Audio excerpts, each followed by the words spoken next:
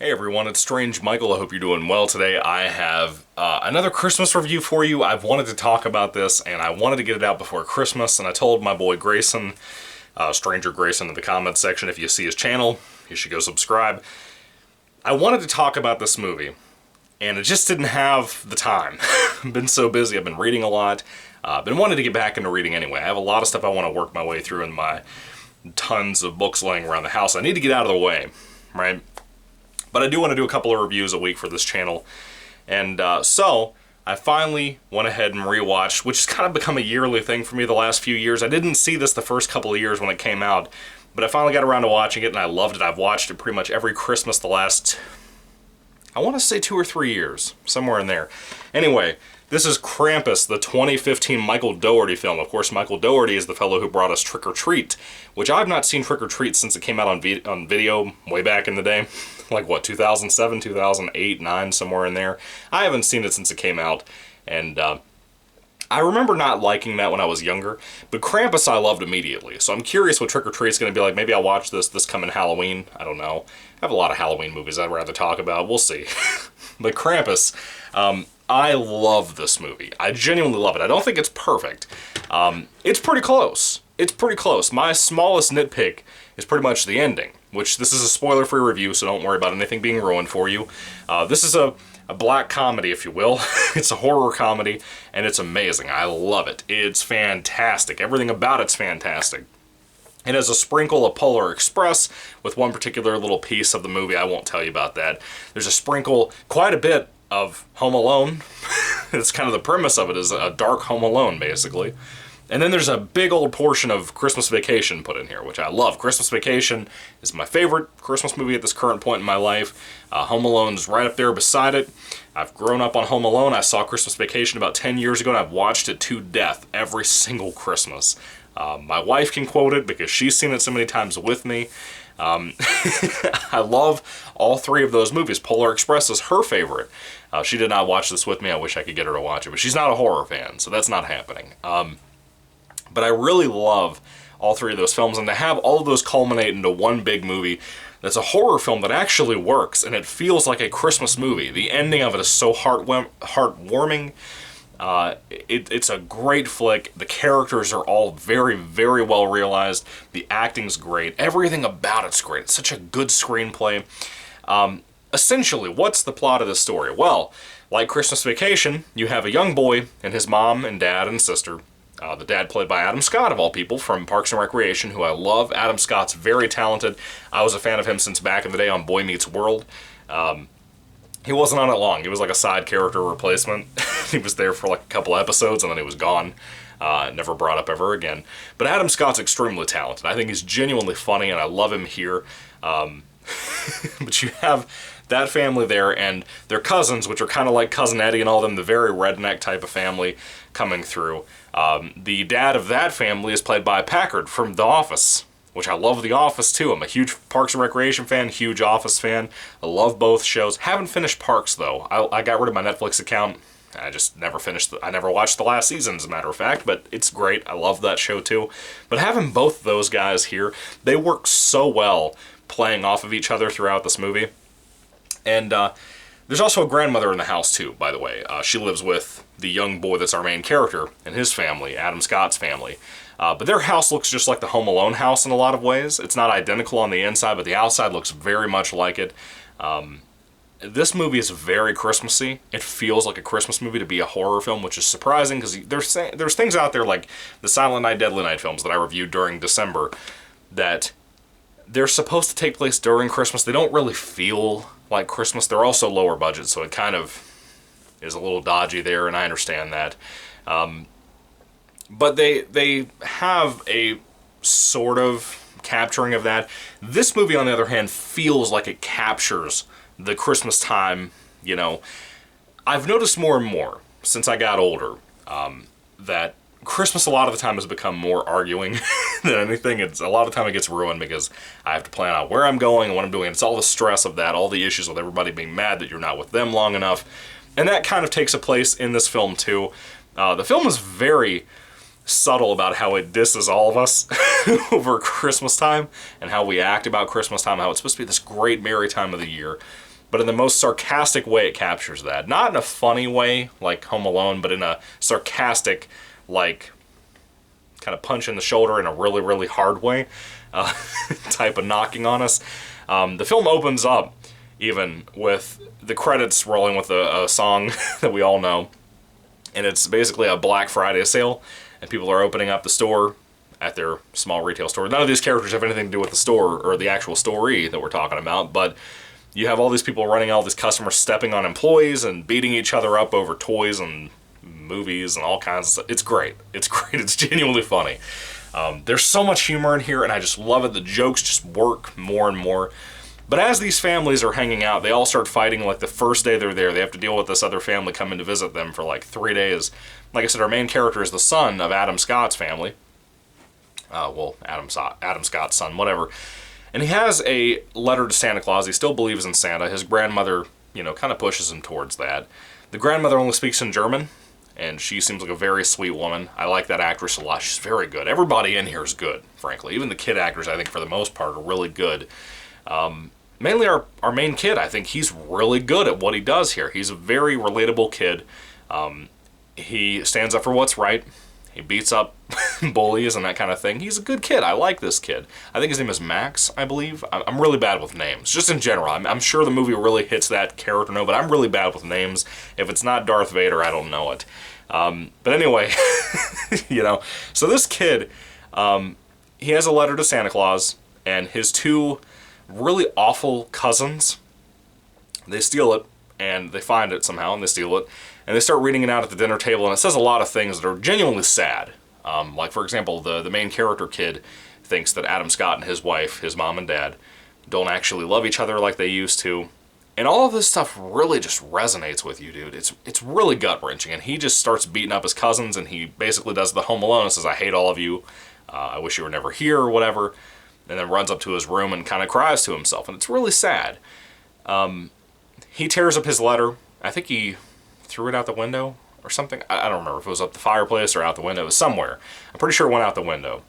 And when this kind of thing happens, it summons Krampus, or Krampus, however you want to pronounce it. I'm pretty sure it's pronounced Krampus. I am German, but I don't have an accent, so I don't know. This is an urban legend about, like, the evil Santa Claus, basically. I don't know if it's supposed to be a brother or a cousin or what, but it's supposed to be like an evil Santa Claus, which is ingenious, and how this has never been made into a movie is beyond me. This is fantastic. It started this whole Krampus trend. Everybody knows the name Krampus now, that are in the horror community or anything like that. You've seen all these knockoff movies that have Krampus in it, like Krampus the Reckoning and stuff like that. He's everywhere now, and that's only because of this movie, which shows how influential and how well made a lot of Michael Dougherty's work is. Really, as far as I know, all he's done is Trick or Treat and this, and I think he did some screenplays for like Superman Returns and X2, X-Men United, and all that other stuff.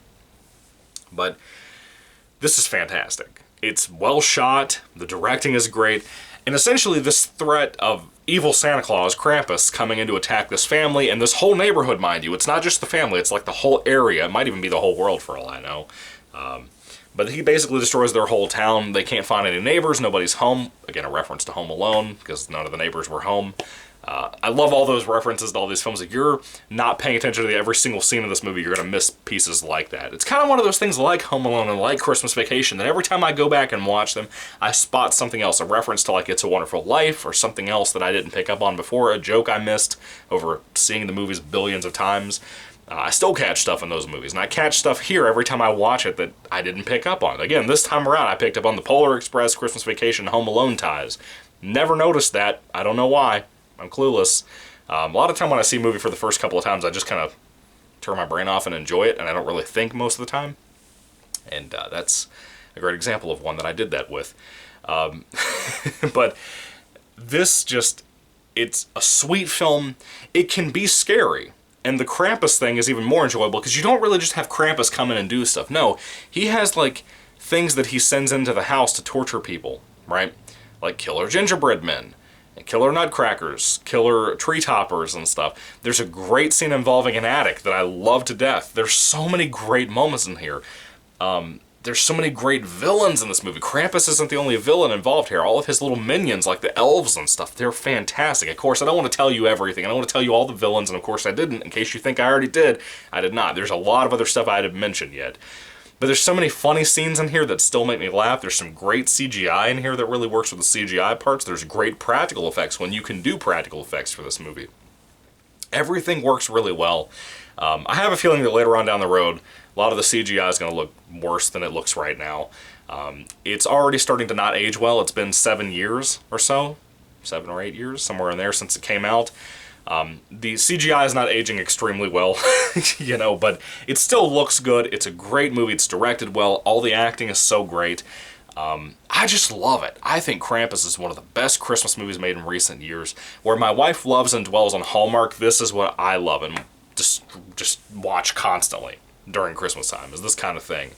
I wish there were more Christmas horror films that were up to this par and this standard and this budget, frankly. Krampus himself, of course, you see a lot of these designs for these low-budget films, and he looks like garbage. He typically looks like a guy. The one I typically see is a guy painted in white with horns attached to his head and kind of a very Viking look to him, always a big muscular fellow playing him too. In here, the design for Krampus, the original one pretty much here, that started this whole trend of Krampus and everything, and in low-budget horror and everything else, he looks fantastic. And the play on him being the evil Santa Claus, the way his design is freaking fantastic. I love it. I love it. Everything about it. It's just an amazing flick, and I could not recommend it enough if you haven't seen it. And again, I do think the ending to the movie is very heartwarming and sweet. The final twist, the final stinger of the movie in like the last 30 seconds, I do not like. I think it kind of kills the point of the movie. It kills, I want to say the message, but it's not really a message. But it kind of kills the end of the movie for me. Every time I've seen it, the first time I saw it, as much as I loved the movie, that ending just really kind of put me off a little bit. But I've loved the movie. The movie itself does not change. It's a fantastic watch. It has so much going for it. And it's such a recommendation for me if you haven't seen Krampus. It's just worth every second that you spend on it. One of the best Christmas movies ever made, in my opinion. I think that when people say like Black Christmas and Silent Night, Deadly Night are these amazing, amazing things, I think you're nuts. I mean, you might have an opinion because you grew up on it or something, but I'm telling you right now, it doesn't hold to the quality of Krampus, in my opinion. There's so much more to this. It's so well made. It's so thought out. The budget's fantastic. Everything looks great in the flick. I just love it. I genuinely love this movie. I think it's so close to being perfect, man. So close. And as a comedy, it's funny, it's enjoyable. The cast is just perfect. You couldn't possibly pick a better cast than what you had. They're just great. Everything about it was great, in my opinion, until that last 30 seconds and that final twist in the movie. I did not like that. But when it comes to Krampus, what did you guys think about it? Put your thoughts and comments down below.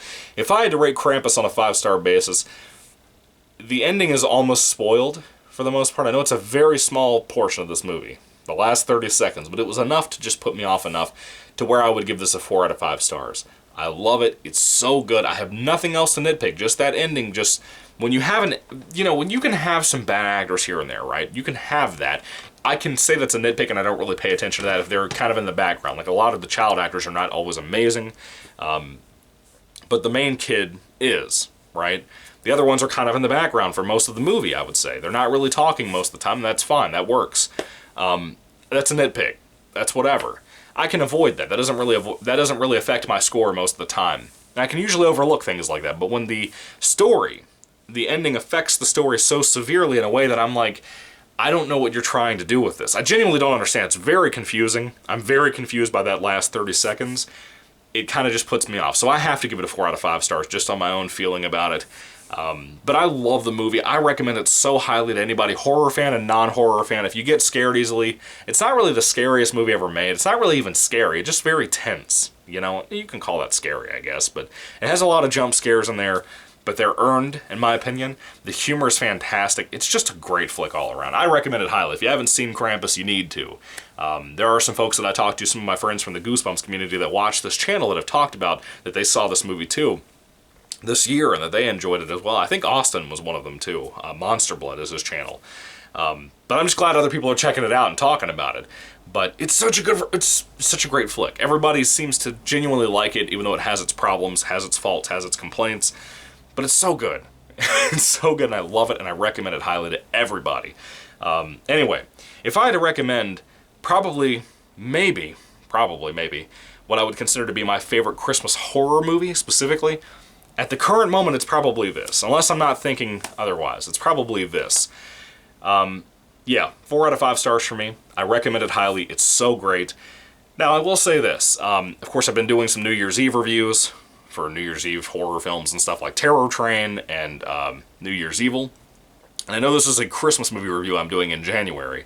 Again, I wanted to watch this. I've literally been watching it for like a week. I just haven't had the time to get back over to watch that. The rest of it, at least, because I have it on DVD. Otherwise, I've been watching stuff on like Prime and stuff on my phone and whatever when I'm at work or I'm on lunch.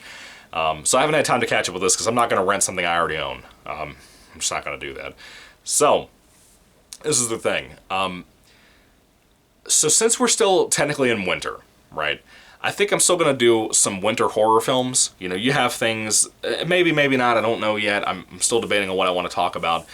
Some of the big ones I want to talk about are Storm of the Century, which I love. Misery, which I love too, if I can find my copy somewhere around on my DVD shelves. But there are some things like those that I do want to talk about sometime this couple of months, January and February. But I might have some mixture of some other things in there. I don't really know a whole lot of winter horror films. But they will probably not be Christmas horror films. If they are, it will surprise me, and it'll probably surprise you too. Probably going to be junk, more than likely. But even so, that's pretty much my plan for right now for 2022 starting off. If I see something else interesting, I'll probably throw that as an extra review in. But like I said, I kind of want to keep it about 2 reviews a week. If it has to slip over to 1 if I get too busy, that's probably going to have to happen every once in a while, but I don't know for sure. We'll see. But I should be able to fit a couple of movies in as reviews each week. We'll see. Anyway, what are your thoughts on Krampus? Put them down below, guys. Thank you for listening to me ramble about this movie that I love so much, and God bless you guys. Have a happy new year, 2022. Hope it's a good one this year, and thank you for watching. God bless you. Goodbye.